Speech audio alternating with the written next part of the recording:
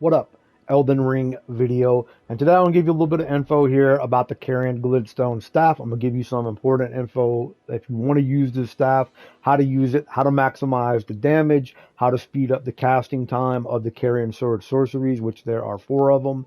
So let's get started with it. Now, in order to get the most out of this particular staff, if you want to use this as your main staff, or even if you want to have it in your offhand and then have a different staff in order to either increase like spell time, lower FP cost, or increase damage, you can do that. As long as you have this particular staff in your offhand, it will still boost the Carian sword sorceries or spells that you use as long as it's in your offhand. Or if you want to use it as your main staff, that's fine too. You see that it does has tier or S scaling and D scaling as far as attribute scaling for the particular staff. Now, there are 3 attributes that you're going to want to focus on when it comes to this staff and the spells that you can use with it, or the spells that get an increase or a boost from it, the passive effects, as you can see on screen. Now, these 3 attributes, the 2 that are going to have an effect on the actual staff itself are going to be intelligence and strength. So you need at least 85 intelligence to get the maximum amount out of this staff. So if you go 86 or 99, you're not going to see a difference with this particular staff and any of the 4 spells. 85 is where it's going to stop. And then strength, you need at least 12 to get the maximum amount out of this particular staff. Again, that's data mined info from the game itself, like, you know, unpacked, looked at all the stats, and this is where it caps at. Now, for the 4 spells, you have the Carian Slicer, you have Adula's Moonblade, you have the Carian Piercer, and then you have the Carian Greatsword. Now, you can increase your dexterity between 10 and 70. So if you're using an astrologer, it doesn't start with 10 dexterity. If you go up to 10, that will increase your cast time just a little bit, but that maxes out at 70. So if you go 71 to 99 dexterity, it doesn't matter. I respect my character so that I have the max in these 3 attributes. So I have 70 dexterity, 85 intelligence, and 12 strength. Now, of course, as a mage, dexterity is really not that important, but I'm just giving you the info from the particular spells. So the dexterity only has an effect on the spells and not so much the staff itself. So with those 4 spells, again, data mine info says that the range is 10 to 70. So I'm only giving you the info. You can do with it what you will. Okay. Now, in order to, let me just look at the 4 sorceries here.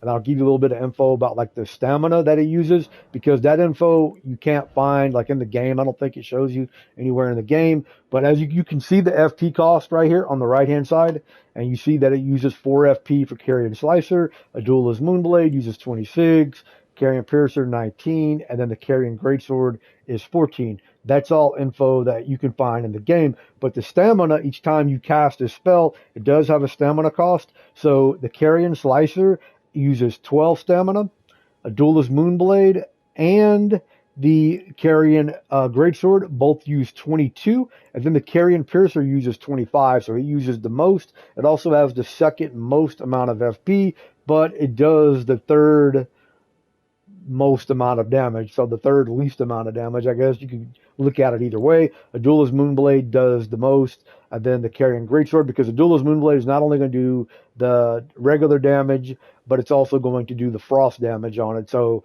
you know, if you're fighting someone, say like just a guard or something like that, you know, you could use the Carian Greatsword or Adula's Moonblade, because you're probably gonna, you know, one tap them anyway.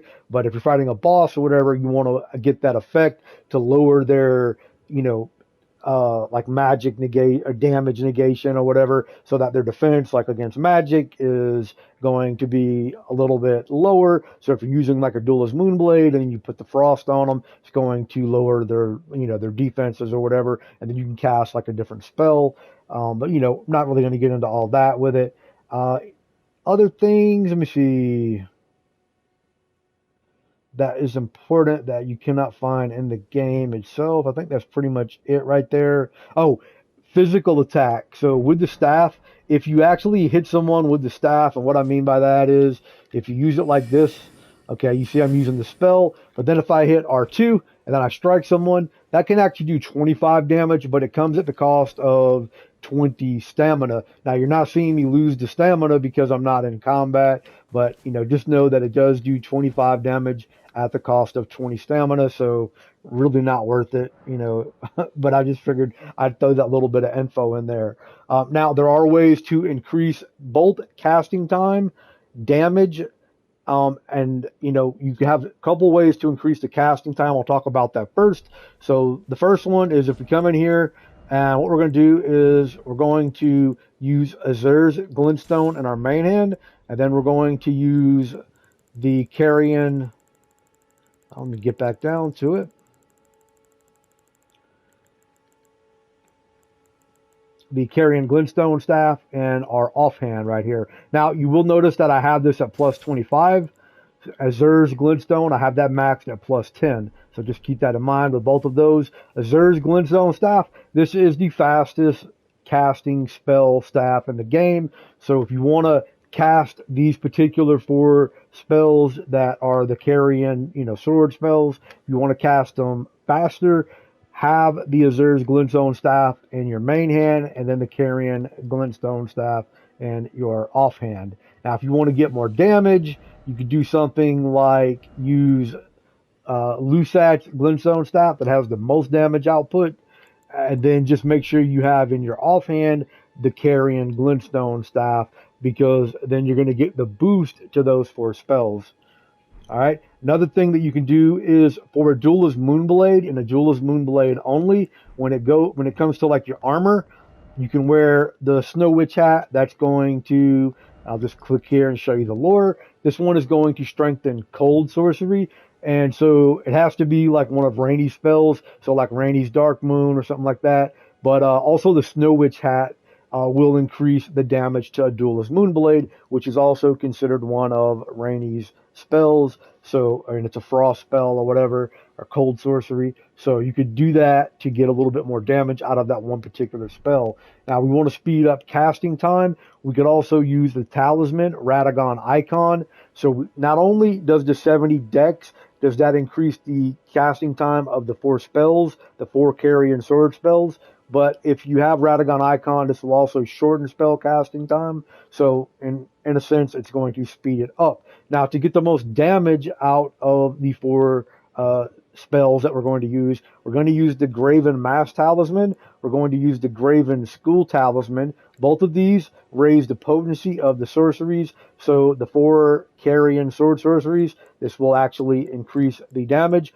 And then you can use the Magic Scorpion Charm, because this is going to raise magic attack, but it will lower your damage negation. So just keep that in mind. So like the ideal, depends whether you want speed or damage.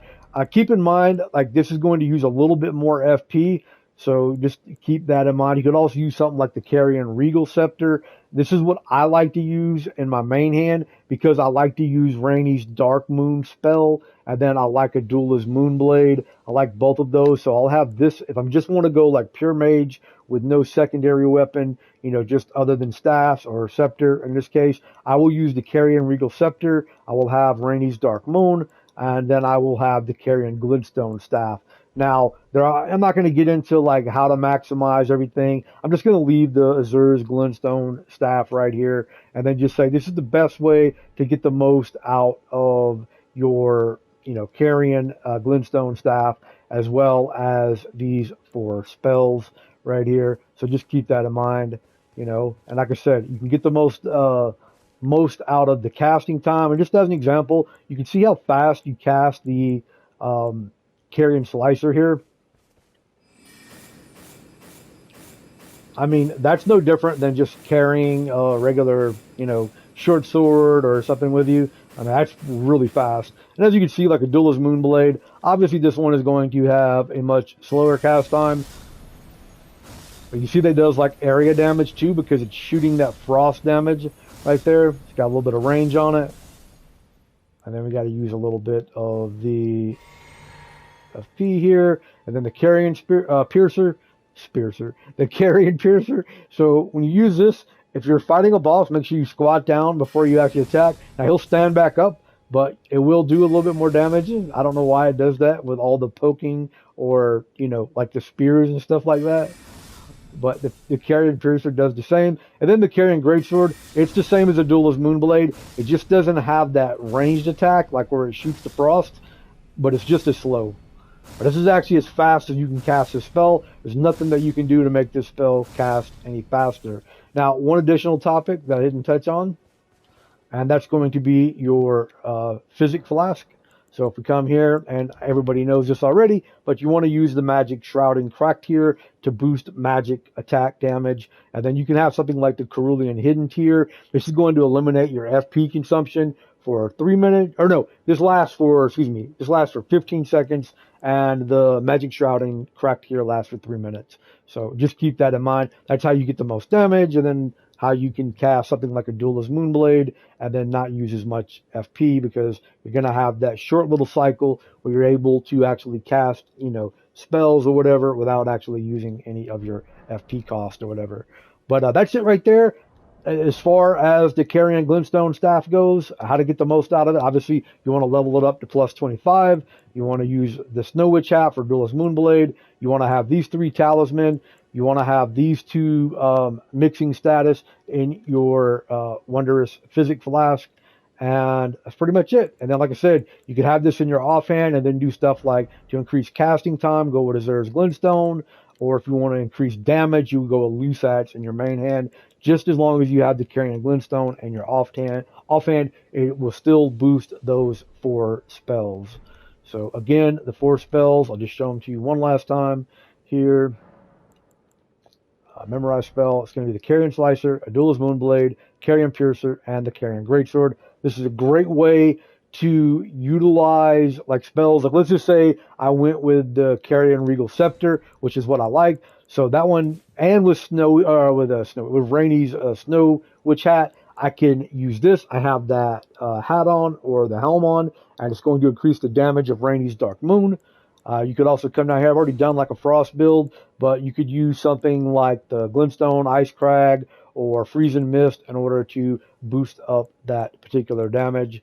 You know, for the cold spells, if you wanted to do that, you know, I'd probably do something like this, and then just go with something like, you know, Great Glintstone Shard or Glintstone Comet Shard. Now, if you use like the Great Glintstone Shard and you want to get a little bit more damage out of it, with this build, just come here and equip these Spellblade gloves.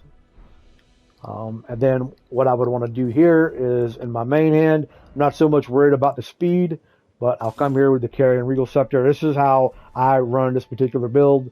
So my main hand, I cast everything with the Carian Regal Scepter. That's leveled up to plus 10. And then I have the Carian Glintstone Staff up to plus 25. And I use that as my sword, you know. And then when I want to have my spells, I use the Carian Regal Scepter right here, and then I boost damage with the Spellblade gloves.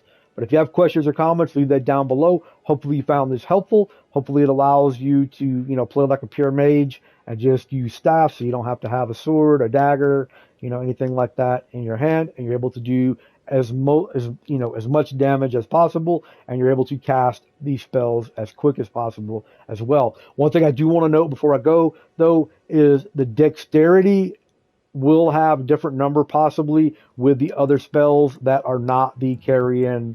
The 70 dexterity is only for the sword spells, so it doesn't include like, you know, Rainy's Dark Moon, the Ice Storm, or the Glintstone Staff, because those may have different attribute scaling or you know, level. You know, it may be lower, could be higher, or whatever. That may cast faster if you have, you know, 80 dexterity or 85 dexterity. You know what I'm saying? So just disregard anything with dexterity when it comes to other spells.